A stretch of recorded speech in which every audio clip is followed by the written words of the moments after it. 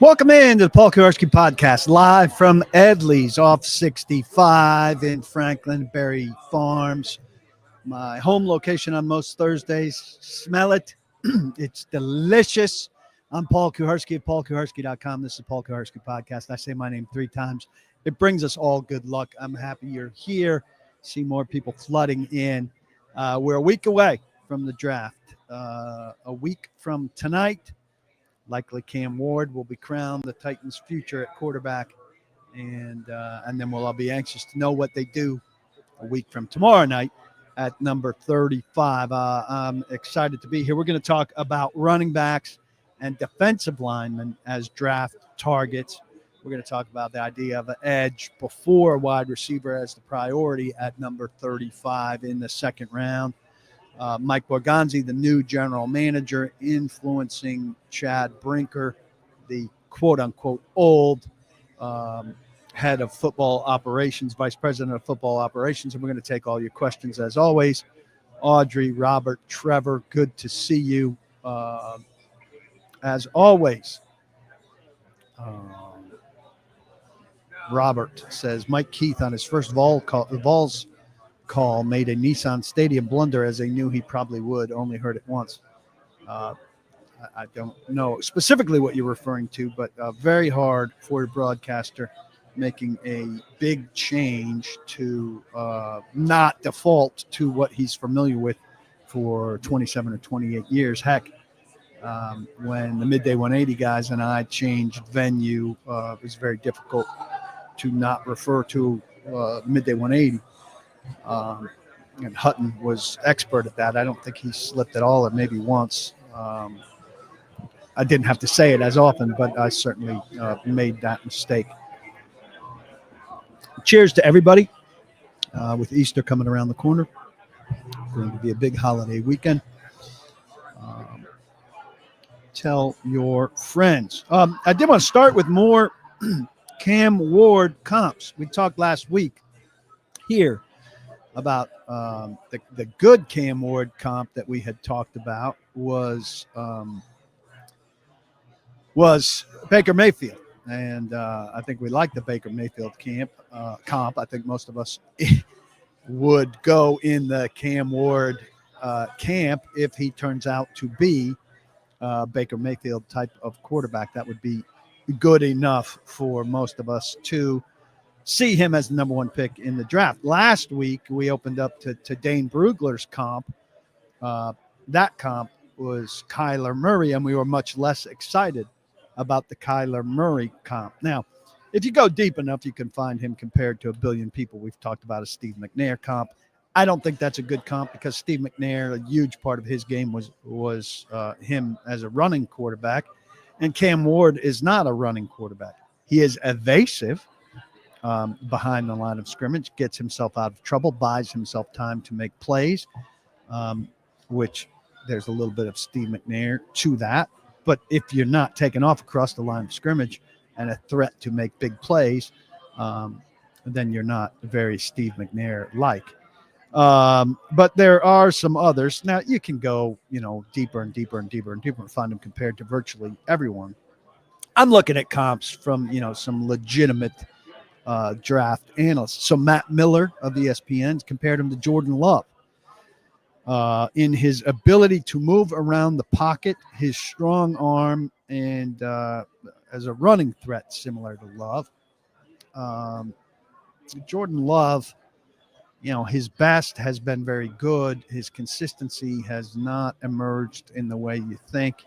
It's still early, which is weird to say about Jordan Love because he's been in the league a good while now. I think 5 years, but he sat 3 of them. I'm disappointed in the year that Jordan Love had last season, but he's got a lot of upside. But his ability to run, I don't have Jordan Love's rushing statistics, but I don't see Cam Ward as a runner. Jordan Reed also compared, another ESPN guy compared Ward to Love. Both are instinctive playmakers capable of throwing from multiple arm slots with good accuracy. also pointed out similarities in their big play ability and their tendency for occasional poor decision making. Now that sounds like the same guy. I see some good in that comparison. And Dan Orlovsky, going back to Mayfield, made the Mayfield comparison. Braden Gall hit the Mayfield comparison hard, and we hit it hard when I was subbing for Rexroad with Robbie Stanley on Robbie and Rexroad.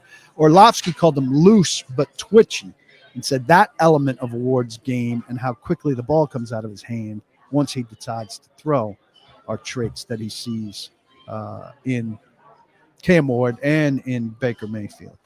Here's one that really is surprising, and I'm going to get to your comments off of these after I finish this one. Trevor Sikkema of Pro Football Focus sees some Ben Roethlisberger. Now, the body type is not – Roethlisberger is a big, strong, thick guy who is hard to bring down, not because of evasiveness, but hard to bring down because of his sturdiness. He said that he found them similar because of their unorthodox gunslinger style, their escapability, though not necessarily their mobility. So both of them escape well, but in different ways, and their fearlessness in pushing the ball deep down the field. So some similar traits, but to me, it takes more than some similar traits to comp a guy, especially when these two guys are, it's hard to look at them physically and see the same guy. So just curious what you think about those additional comps. Chase, thanks for the kind words. I appreciate it. Robert says, is the good pocket presence scouting report I've heard from Cam Ward accurate? The opposite from Will Levis. I think he's got a good pocket presence in that he kind of senses. He's good at sensing what's going on around him and getting out of some of that trouble. But he also, in college, got away often with circling back in a kind of play that exists for a college quarterback who's athletic and clever. In a play that's going to wind up an 18-yard sack in the NFL, and he's not going to get away with in the NFL. So he has to learn what he can get away with in terms of looping back or circling around. And those things are not big. They don't often turn into good things in the NFL. Every once in a while you'll see one, but the percentage is very low. And so he'll have to learn that pretty quickly.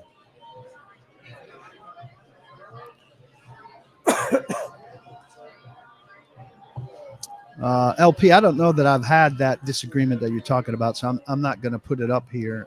I don't know the specifics of recouping guaranteed money. I can look into it. Chase says, I am afraid of drafting guys with character issues after Wilson and now Snead, who wasn't drafted, obviously. You think it's worth a risk to draft a talented player with character issues at this point? It's the last thing we need. Well, yeah, I'm scared of it. At some point, the talent overrides the issue in terms of the value at the spot. So Pierce is a good example of this. There are some real questions about Pierce, his attitude and his work ethic, perhaps. So is that value 35 where he's too good to resist? First off, you have to have great intel on him. Blake Bedingfield wrote about this when he wrote about the best options for the Titans at 35. If you're not a member of PaulKuharsky.com, you need to be a member to read a piece like that, which is has fantastic evaluations of these options at 35. He likes Pierce a lot as a player. Now, the scouting extends to beyond what he is as a player and what he is as a guy. And you've got to have insider information on what he is as a guy. I would be wary of him as a guy. And you have to really know him as a guy and be convinced that he's going to get into your program, buy in, not go the wrong direction with money, and play.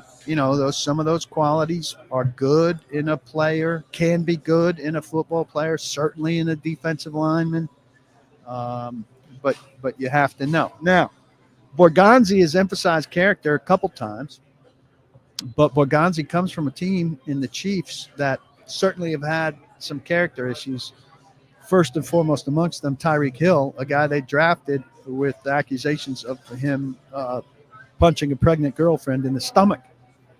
Now, do you want a guy who punched a pregnant girlfriend in the stomach on your team and has had other issues? Had some recent issues. The police backed off, but, and the NFL is going to try to investigate this thing further, which is often ridiculous. I mean, if people aren't talking to authorities that they, quote unquote, have to talk to, civil authorities, police, investigators, I don't know why they would talk to NFL investigators who have no subpoena power or anything. But as Tall Texan here says, that Ty Hill is the perfect example of the NFL not caring about character. If you have a certain degree of speed and playmaking ability, you can punch your girlfriend who's pregnant in the stomach. And somebody is going to take you and feature you and pay you a hell of a lot of money. And you're going to have a chance to make plays. And that's hardly the lone character issue on the Kansas City Chiefs as part of their dynasty. And so, that's the question. Robert says he's a Vols fan, watched every game last year in parts. There were games Pierce disappeared and games he was a real force, so I don't know. Tall Texan goes on the character debate here. Character is third or fourth on most teams' chart. Health, talent, and position is always above character. I don't know if that's true. For some teams, there is enough of a character issue that you take a guy off your board. Pac-Man Jones was probably off some team's board because they said the guy is a very talented quarterback and an absolutely dynamic return man, but he's a pain in the ass who's probably going to make us look bad and be more of a headache than that those skills are worth. Therefore, we'll go to the next guy. And that was probably a good call because while he had some great football moments for the Tennessee Titans, he stained their name. Got suspended for a year. He had them constantly in the headlines for the wrong reason. And what was the overall return for Pac-Man Jones? Good or bad? Bad. Very bad.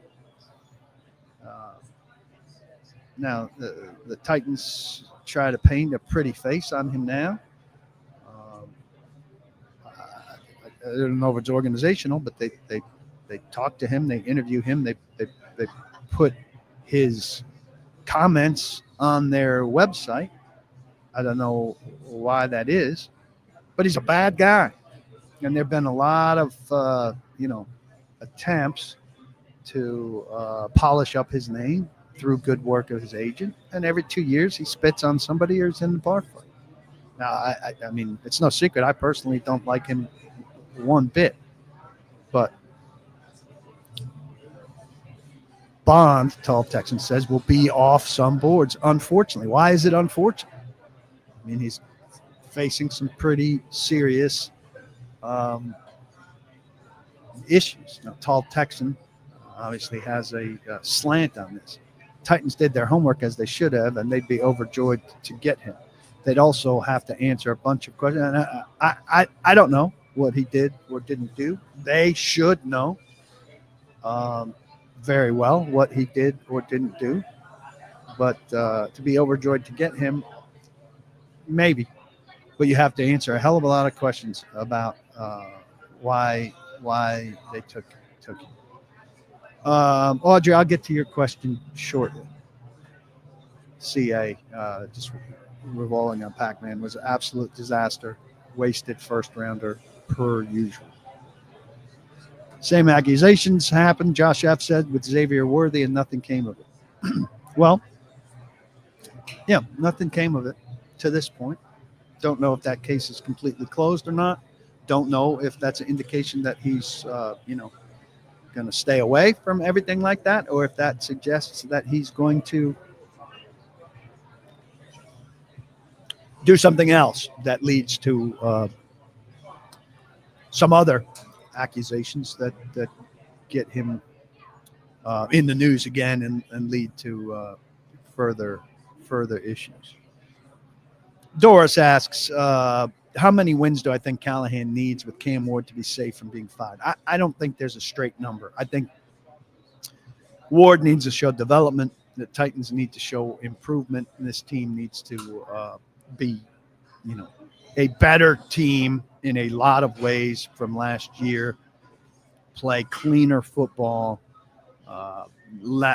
far fewer penalties. Cam needs to grow throughout the year. We need to see that Callahan and his staff are developing Cam Ward. They certainly need to win more than 3 games, but I don't think you can say, well, if they win 6, he's fired, and if they win 7, he's fine, or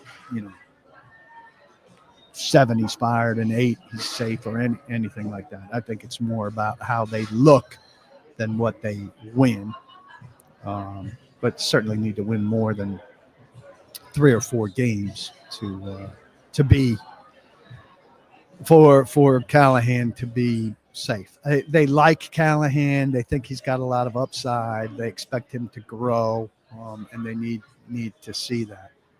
A lot of people mentioning Stillman here. You're not obligated to listen to Stillman. There are a ton of great podcasts out there. But, I'm not interested in talking about Stillman. Why are you guys so interested in talking about Stillman? I mean, Stillman's very good at crafting good radio where he's got good hooks and good teases, and he'll bring you back. He's also very good at creating nonsense storylines. If you get addicted to that, that's not on him. That's on you. So it's very easy for you not to listen to Stillman. Remember all that music you liked? Yeah, it's on your phone.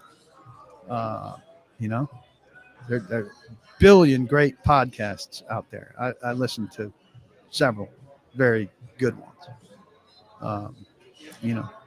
If you're getting sucked into all of that stuff, I'd loathe to bring this up, but Jeff Morgan says, I'm ready for the season to be here. I'm tired of Stillman's toxic negativity, as if like somebody's forcing Jeff to listen to Stillman. I mean, I know the alternative to Stillman on Nashville radio is really not good, but you don't have to listen to Nashville Sports Talk Radio. Listen to 440 podcasts, Braden Gall's stuff. Listen to what I put out. Search for other stuff, and you don't have to have Titans Talk 24/7. You can listen to other stuff. Listen to the athletics stuff and learn more about the league. Put on some tunes. Listen to a podcast about something else. There's a massive library out there. Make it like the guy's holding you down and holding a radio to your ear.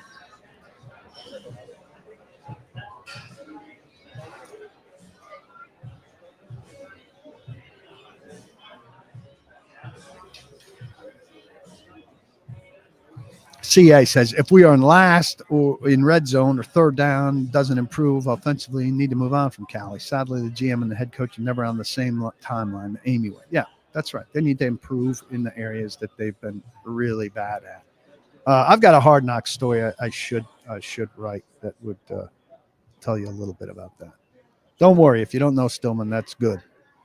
I'm at Edley's in Franklin, Berry Farms, 501 Sarah Avalon Berry Lane in Franklin. If you get off 65 at Paytonsville Road, the cluster of restaurants, gas stations, stuff over here.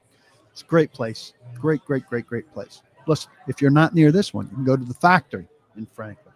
You can go to 5 Points in East Nashville, where my buddy Leon will hook you up the delicious margarita to go with the fried ribs or whatever you order off the menu. Everything is fantastic. Sylvan Park over near McCabe Golf Course. Terrific. Donaldson, Gallatin, 12 South, another place that I've been quite frequently. Nolansville. Everything on the menu is terrific. This place smells like a place you want to be. Look, the service is impeccable. The wait staff, the hostesses and hosts. Food's great. Drinks are great. Prices are reasonable. And the food is delicious. If you like barbecue and you haven't been to Edley's, you're really missing out. If you have been, you know how good it is, and you should make an extra stop because they sponsor me and they are really good to you. And you need more. You can't have enough barbecue, in my opinion. I've been in here a lot more often, and it's doing good things for me. Let's talk about this running back and defensive tackle as draft targets idea, and we'll get to one of those questions I said I was going to get to. Titans have had at least 16.7% of their 30 draft visits. They've spent them on defensive tackles. TJ Sanders, Darius Alexander, Cam Jackson, Omar Norman Lott, and Vernon Broughton. They have all confirmed been visitors to Nashville during this pre-draft visit process, which, by the way, is now over. It is weird. I don't know if it's weird, but I mean, TJ Sanders, I'm now using Dane Brugler's numbers again because I find him to be the best draft analyst out there. TJ Sanders projected as a second rounder. Darius Alexander projected as a second rounder. Cam Jackson, third or fourth rounder. Omar Norman Lott, third or fourth rounder. Vernon Broughton, a fourth rounder. Titans don't have a third round pick, as we know. Titans have desperate need, presuming they're taking Cam Ward at 1, have a desperate need in the second round for an edge or a receiver. It's hard to imagine them going a different direction. If they went defensive tackle with somebody like Sanders or Alexander, that would be a real stunner, because they've got Jeffrey Simmons as defensive tackle. They've got Sebastian Joseph Day. And nose tackle is not the same, but they've got T'Vondre Sweat. That's a position where you would think they're okay. They've got Keandre Coburn as the first. They're 4 deep there. After that, not a ton, right? They've got Abdullah Anderson. It would be the 5th. But that's a spot where you'd look at the Titans and you'd say they're okay, no matter how determined they are to build in the trenches. They've just got too many other spots of primary need where they don't have, never mind depth, they don't have frontliners, wide receiver, at edge, quarterback, obviously, tight end. They're not good enough. They need somebody to hop, jig, and be at the front of the line. You're shaky at cornerback now, not knowing exactly what's going to happen with Snead. It would be really something if they took somebody like Sanders or Alexander in the second round, even after a trade back. This idea of a Simmons trade, a guy from another team told me today that he thinks Simmons would get a second or a third in a trade.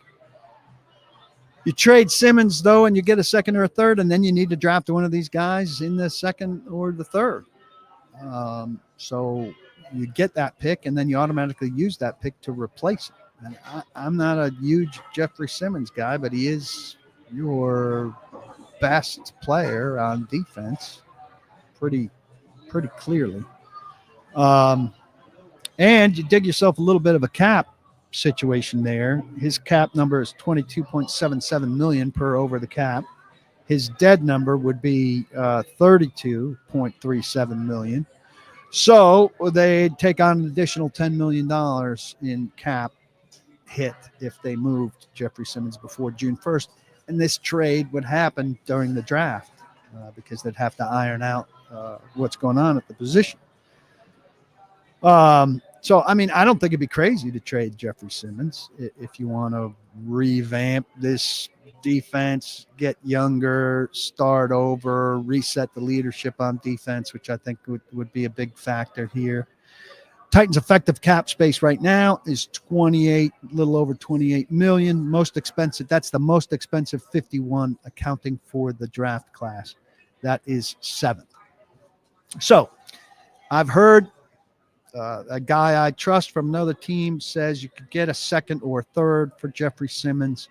You'd have to turn around, I think, and use that second or third to replace Jeffrey Simmons.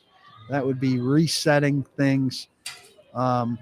Yes, they've had 5 guys in defensive tackles, 16.7% of their 30 visits. But you can put too much stock into these 30 visits. We don't know how it's going to be with Borgonzi, but teams, don't always draft guys that they've had in for 30 visits. Titans have, 8 picks. 30 visits is a lot more than 8 guys. So there's no telling. They've also, had in 10% of the guys are running backs. Who rank a lot more highly than you would think the Titans would be looking at running backs, given that, it's a third running back or second running back that they're looking at right now, and that doesn't rank very highly on their list of needs. So I'm not counting on a Jeffrey Simmons trade. 2 guys from other places in the league, the one that said Simmons is worth a second or a third, and another, both said they've not heard anything about Simmons being on the market. That wouldn't necessarily be out yet. If they had a plan to offer him up on draft day, they wouldn't necessarily be talking about it a week out. But it would surprise me if they moved him. I don't think it would necessarily be a terrible move. But I don't think the fact that they've had 5 guys in for 30 visits tells us they're definitely moving Jeffrey Simmons by any means. So that's Rumorville for the time being. The running backs, Caleb Johnson from Iowa, Jordan James from Oregon, Cam Scatteraboo, a fan favorite from Arizona State. I mean, Johnson and Jordan James are also, going by the 3rd round, probably. Scatteraboo could last till the 4th. They've also had moments with Jaden Blue at the combine for sure. Central Florida's R.J. Harvey, they had a virtual visit with. So let's talk about where they've got 9 needs probably. They've got 8 picks. Also, we can overestimate the ability of them to fill these needs with effective solutions in a draft. 4th round picks, 5th round picks, 6th round pick are not going to come in and solve problems on day 1 of 2025 season. You need the 1st and 2nd rounders to be, immediate impact players. If they can trade down in the 2nd and you end up with a 2nd and 3rd, you're getting 3 guys that are impact. Then out of the 2 4ths and 2 5ths, hopefully you get a surprise there like Jarvis Brownlee was, who can make immediate impact. But I think at this stage, we tend to look at it and think like they're bringing in 8 guys who are going to address 8 needs in some meaningful way. And that's way overzealous thinking. They're not getting that. So we need to slow down on that. Quarterback they have to have, unless, they're going to surprise us and do the thing where they don't take Ward, trade out, address everything else, do a stall year with the lousy quarterbacks that they have. I think the odds of that have gotten lower and lower and lower and lower. Edge and receiver absolutely have to have. Tight end, Chig, Wiley, Martin Robinson, Odukoya. Not good enough as a group. If everybody were to move back 1 slot in that and you put somebody ahead of Chig, I think, you could have a good group of tight ends there. I think it needs to be addressed. Cornerback, I was thinking that it wasn't urgent, and I still don't feel like it's urgent, but the Snead thing is of concern. Everything's redacted there in the police report that's out. Why is it redacted? And this pattern of behavior, the lawyer filing the civil suit against Snead talks of, well, there are some incidents in his past, guns and cars. And his injury history is there. So beyond Snead, you've got Brownlee as an outside corner. You're happy with him. McCreary inside, like him as a nickel. Baker, showed well last year. Can he sustain that? But after that, Judy Lawley, had a really good camp last year. But you'd want better than him as your next guy. Justin Hardy's a special teams player. You need to replenish the back end of that, find somebody promising. You're spending a draft pick on corner. Safety, you've got Hooker and Woods, and Mike Brown's your third now. Julius Wood is also there. You'd really like to get a third safety, better than Mike Brown, and a guy who could potentially take over for Amani Hooker in a year. Is that a necessity? I don't know if it's a necessity. Inside linebacker. You've got Cedric Gray, who's a fourth rounder last year. You've got James Williams, who was a seventh rounder last year project. Can't count on either of them. Can't count on Otis Reese, 5 starts, 20 games in 2 years. But you'd sure like one of the three of them to emerge to play as your second inside linebacker next to Cody Barton. So do you have to have an inside linebacker? Well, that guy's going to come in and compete with Gray and James Williams and Otis Reese and maybe knock one of them off the roster. Offensive lineman, you sure like to get an offensive lineman to continue building depth, conceivably grow into the right guard and replace Kevin Zeitler, who's got a 1-year contract. Do you have to have him? Do you have to have the running back? They've looked at some value running backs. One of these things you're not going to get. They seem intent on the trenches, right? I would think you're getting an offensive lineman, and the way they're looking at defensive linemen, you would think they're getting a defensive lineman. Something they're not going to get. What do you think that they could live without? I think they could live without defensive lineman. I think they can live without an inside linebacker.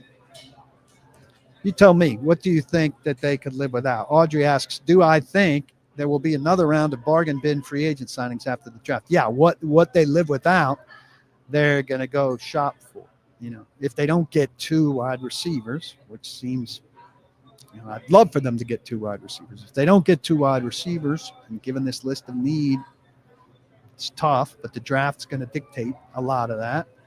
Tyler Lockett's price is going to come down, right? Elijah Moore's still out there, I believe. I mean, guys like that, seems to me, there's a secondary market for them. I would go get one of those. T-Town Brown says that he thinks that Simmons is worth a 2 and a 3. Well, I'm going to take the word of a guy who's in the league who says a 2 or a 3, not a 2 and a 3.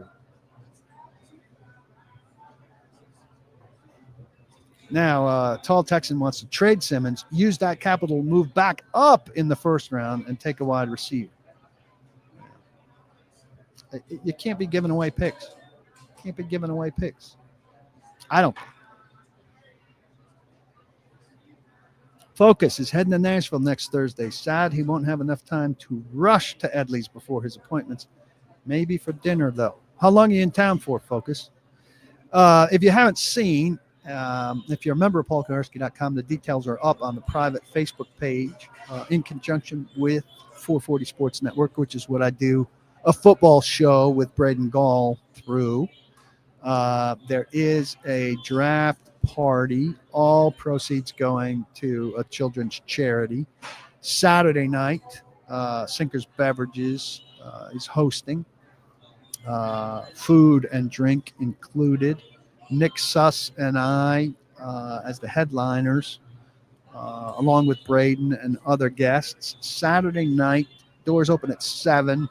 The conversation begins at 8 after the Titans have made all their draft picks. Off the record conversation about everything that unfolds in the Titans draft. I will post about that as well. Opportunity for members first, limited capacity. So look forward to you, some of you joining us there. And another great reason to be a member of paulkuharsky.com, opportunity to come to an event like that, bourbon flight tasting and the like. So reach out if you're interested in that, and we'll get you the details. Focus says, no way we grab another inside linebacker. Cedric Gray has to be able to play NFL football. He was drafted high, and he was supposed to have a high upside. What happened to that? Well, he was hurt during training camp, and a mid-round pick rookie who gets hurt during training camp falls behind. And when you fall behind, it's tough to catch up. Finally got caught up later in the year and played. But, didn't play a great deal and didn't play great. And so you go into this season not knowing exactly what you have. If you are watching on Twitter, feel free to retweet. On YouTube, please give a thumbs up and be sure you're subscribed. If you're listening later on Apple, on Spotify, and iHeart, please be sure to rate, review, and subscribe. I appreciate your support in those ways. Joe Blacko says, I'm surprised Callahan is doing that live event with Buck after last year's special guest Rand got canned. Not a great omen. Come on. Doing it out of an omen? Yes, that one event was a big part of Rand Carthon getting fired. Chase Weaver. Tell us your most exciting night of a Titans first-round pick you remember and least exciting. Well,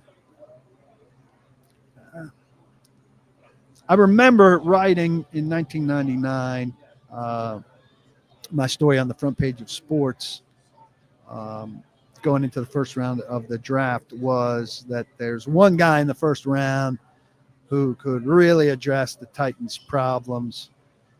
It's too bad that Javon Curse is not going to be available when the Titans go on the clock. And then, in fact, he was the pick and proved to be just what I wrote that I thought he could be for them. So that was pretty cool. I only did one mock draft in my time for the Tennessean. I'm not, I confess to not being a draft guru. I don't think there's any crime in that. And I did a mock draft the year that Aaron Rodgers and Alex Smith were coming out. And I had Aaron Rodgers going first to San Francisco. And it was pretty nicely laid out in the Tennessean. And PR came down after the first round and handed me a copy of the Sports front page, and it had Aaron Rodgers circled in crayon at number 1 and an arrow all the way down, like in some kind of red pen or red marker, and an arrow all the way down to where was he drafted, 24th. So it had Aaron Rodgers circled and an arrow all the way down to 24th to show me that I didn't know what I was talking about, which I obviously didn't in terms of where he was valued and where he went, though clearly he was an awfully good pick. Have I talked about the Cam Fortnite stream? What do I take away from that? I thought it was weak as hell. I mean, surely he's smart enough to know that he's coming to a team that has players. Excuse me. And you can brag on Calvin Ridley and Tony Pollard, but to look up Tajay Spears and Treylon Burks and to say that they're the best in the league is over the top and dumb, right? Come on. It's okay for you to say other good players in the league are very good and not to overhype guys on your team who are not nearly the best in the league. Doris, I mean, I think Scottaboo's probably a late third, early fourth rounder. Would be a very fun guy to watch.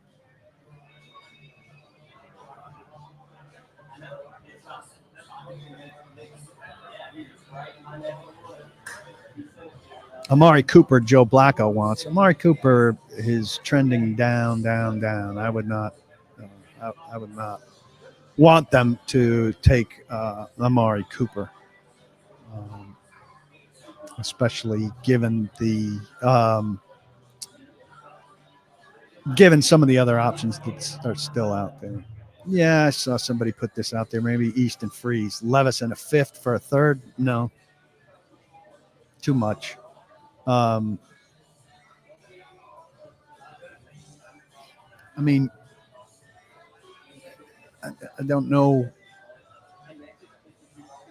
I don't know where that's coming from. I don't think there's great demand for Will Levis. I know the premise is that there aren't quarterbacks out there, but that doesn't mean that you overpay for a bad quarterback. The Titans have no leverage in moving Will Levis. I think that Will Levis is a pick swap from a sixth to a fifth.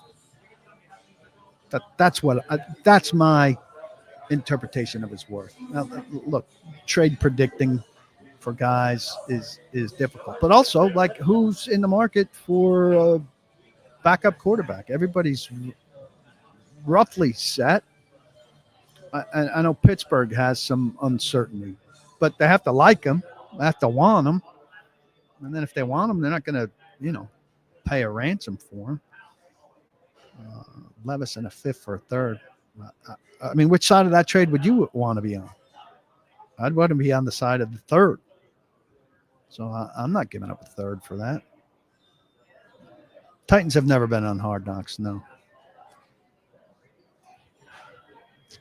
If you finish last in the division, CA wants to know, does that warrant a coaching change? Well, did you finish last in the division with 6 wins on the upswing?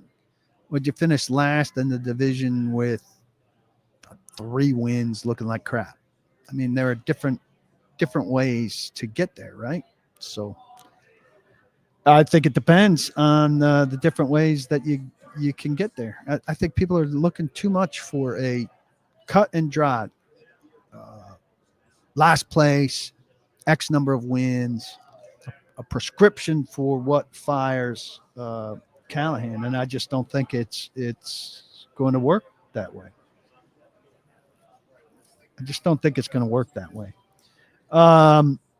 Zen Sports is a proud sponsor of this podcast. You should go sign up for Zen Sports, download their app, and use code TNPaul. You can bet as much as you want pretty much at Zen Sports. So if you've got big dollars that you want to put down on a game and it's more than they'll let you put down at one of these other sites, this is the place for you. I've sat here at this bar at EdleysBBQ with a dude who told me he's moved lines at Zen Sports.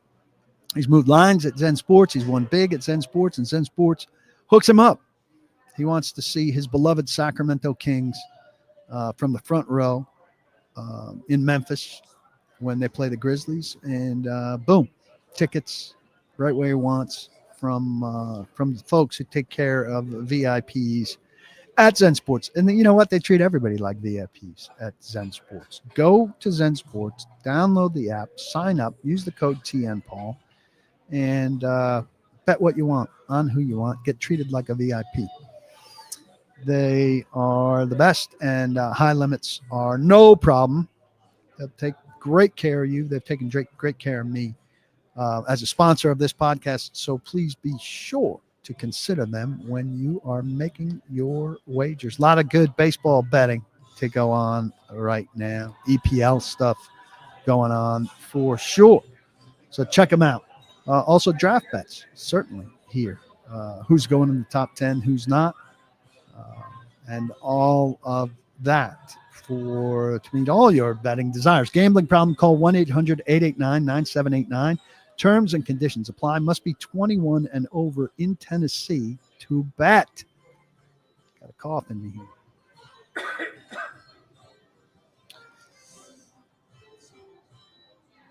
Ward's calmness in the pocket and his pocket presence stood out to me. Granted, it will be much faster in the NFL, says Gary, but it seems to be a real strength to me, unlike Levis, who doesn't look comfortable. And he'll be, better protected if the Titans' offensive line moves at left tackle and at right guard pan out. And, there's no way the offensive line is not better, right? I mean, I've said that in the past, and it hasn't held up. I certainly think their moves this time around are going to make them a better offensive line. And, Cam Ward needs that. Whoever's behind center for this team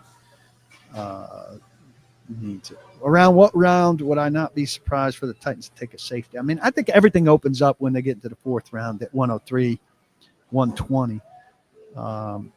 With those 2 fourth rounders and those 2 fifth rounders, I think that they could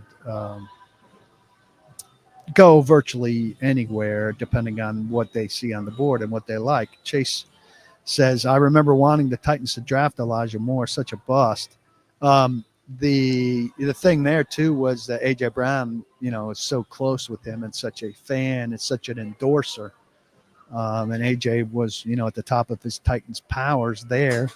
And so that endorsement met a lot. Jared Morris visiting for the first time. First time catching a show live as I work the night shift. Just wanted to say I appreciate your work and enjoy the content. Much appreciated, Jared. Hope you're a member. If you're not a member of PaulKuharsky.com, it is time. A lot of good stuff this week.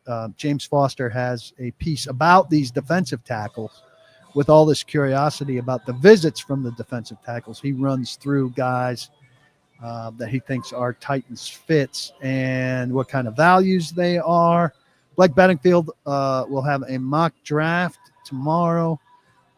I've written about the running backs and what that means with the Titans looking 9 needs, 8 picks. Where does running back fall for the Titans? One way the Titans, Mike Borgonzi, is influencing Chad Brinker's thinking. They are willing to consider shorter quarterbacks than they used to be. Stuff. I heard that there was stuff with L'Jarius Need when I was at the Combine. And I don't know if this arrest and this civil suit against Snead related to this alleged gunfire at this exotic car dealership in Carrollton, Texas, is the extent of the stuff or if there is more stuff. And Blake Bedingfield also has a piece about the Titans' best options at number 35 in the draft. I'll give you this, and this is why you want to go read this piece. He's got 4 defensive players, 4 edge guys ahead of receivers at 35. And those are including 2 receivers that we've discussed a lot and don't necessarily think are going to be available at 35. So we've talked about this, what is more likely to be available in the 4th round that can help the Titans, an edge or a wide receiver. Blake certainly thinks that the edges who are going to likely be on the board or that he foresees being on the board at 35 are the value picks at 35. And that's very interesting, with very interesting write-ups about what these guys can do. Jack Williams asks, if Ward is the pick, do they have to move Levis, or is it okay to keep him as a backup? Why would they have to move him? I don't understand why they would have to move him. He right now is the best quarterback on their roster. So when Cam Ward gets here, he will be the 2nd best quarterback on their roster. I think they will consider scenarios where they move him, but I don't imagine that he's going to be a problem as a backup. It's possible. But I don't understand why it would be a bad thing to keep the 2nd best quarterback on your roster as a backup. So I'm not so sure about that. Hey, a lot of you had kind words after my dog, after we had to put my dog down last week, Finley. I wrote a tribute about him at the site. But I did come up with something out of this. I can't thank all of you enough. It was really, really sweet. A lot of people refer to their dogs and pets as fur babies. Where did this fur babies take over the world? I did not think of my dog, the one who left us last week, or the one that we still have, Ripley, who's now the dog of the house, as a fur baby. It seems like a term that women use more than men, but I'm not into the fur babies thing. They're my dogs, not my fur babies. How do we feel about the fur babies thing? Vince, I don't know of a Kevin Byard type small Tennessee University guy. And Colton Dowell would fit that more. Middle Tennessee, not technically small profile program, not small student body anyway, but I get what you're saying. Don't know of anybody that fits that bill necessarily in this. Chase says people have replaced children with pets in their life and hope it fills that maternal need. I don't know about that. A lot of these people, using the fur babies term, have kids. Yeah, now we're going crazy. Not the commentary I was looking for on the fur babies. There, Jared's more sensible. As a lifetime dog owner of 30 plus years, the term fur baby is ridiculous. Great. There, I'm finding some people that align with me, which is, I guess, is what I was looking for. I guess. Man, something smells really good in here. I am definitely getting food. This is a good point by Jeremy Martin. Given this list of needs that we've come up with, and given the idea that you're not going to hit on starters or even contributors with 2/4 and 2/5 and a 1/6. You'd be fortunate to get 1 or 2 out of that bunch. Titans are really going to need to also surprise with undrafted rookie free agents. And they should do well there if they've got a significant budget, which they should. They should do well there because they've got opportunity to sell, right? I mean, they go into these positions that we've talked about here, and they've got opportunity to sell to offensive linemen. Hey, you can make this roster as a depth piece with opportunity down the line. If they don't draft a running back, hey, the third running back spot here, between the tackles runner, has every chance to make this team. Hey, we need depth at edge rusher. If you can get to the quarterback, you've got a good chance of making this team, and on and on and on. So I think they can sell. Now, can they scout? Do they have the right guys targeted for that? That's a big question, and hopefully Borgonzi is leading a charge where the Titans have a great list of guys that they'll start talking to on day 3 of this draft and lining up to become part of their 90-man roster. Richard, I talked earlier about the qualifications for Callahan to be on the job beyond this year. Hey, I appreciate so many of you coming in here and such a good conversation today. I urge you to come join paulkuharsky.com. $7.50 a month is steal at that price. Price of a cup of coffee or a fancy cocktail. You need to check out Zen Sports, place some bets there. I think you'll really like the experience at their website. EdleysBBQ, can't go wrong. I'm about to chow down here. My first meal of the day at 1:33 Central. And that's not an intentional fast. That's I got busy working and didn't find any time to eat. So please be good to Zen Sports and EdleysBBQ, paulkuharsky.com. Week away from the draft, finally going to have actual people to talk about instead of speculation. Exciting time to be a follower of this team, and paulkuharsky.com will be there every step of the way telling you what's going on. Dwayne says it's hard to find a cocktail for $7.50 anymore. Stay tuned. Stay tuned. A lot of good stuff coming. Appreciate you. Don't block the box, and be sure, please, to lock your locks. Take care, everybody.